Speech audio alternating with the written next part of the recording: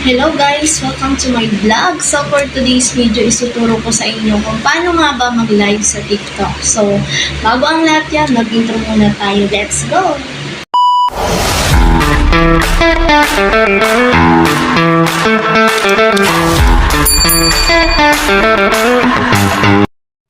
Hello guys! Welcome to my vlog. So for today's video, ituturo ko sa inyo kung paano nga ba mag-live sa TikTok. So if you want to learn, please watch the full video. So kung isa ka sa gustong matuto kung paano kumita sa TikTok sa pamagitan ng pagla-live, ito na ang kailangan mong gawin at matutunan. So makikita nyo dito, ito yung account ko na wala pa siyang followers and wala pa siyang post.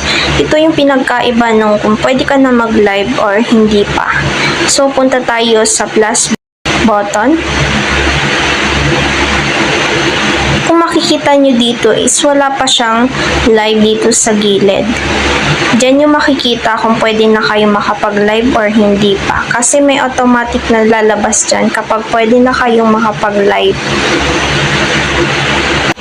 And then, proceed tayo sa isa kong account na pwede na siyang mag-live. So, ngayon, nandito tayo sa isa kong account na pwede nang mag-live. Punta tayo sa plus button. And makikita nyo rito sa gilid, di katulad kanina na walang live.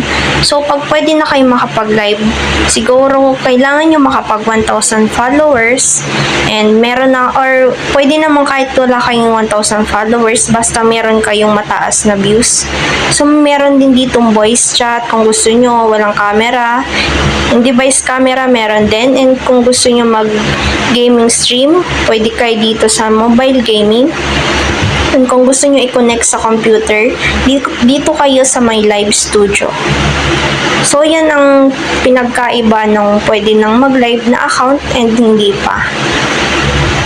So, wag lang kayo mawawala ng pag-asa kasi kung gusto nyo talagang mag-earn dito sa TikTok, mas magandang opportunity itong pagla-live and hindi naman siya mahirap pag-aralan. So, yun na nga doon nagtatapos ang ating tutorial. Sana may natutunan kayo at nag-enjoy kayo sa ating video.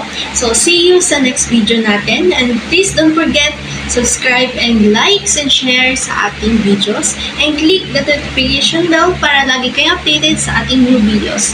Bye-bye!